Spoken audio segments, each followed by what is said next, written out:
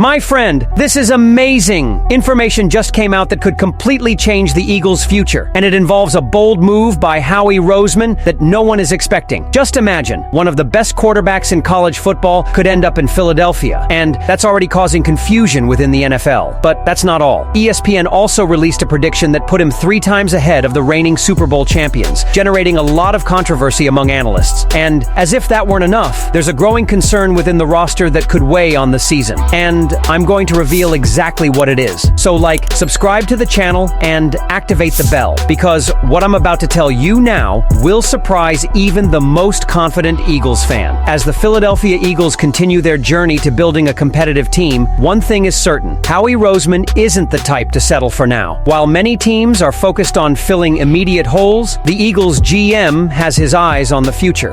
And if you're a fan of the team, get ready, because a bold move could be approaching.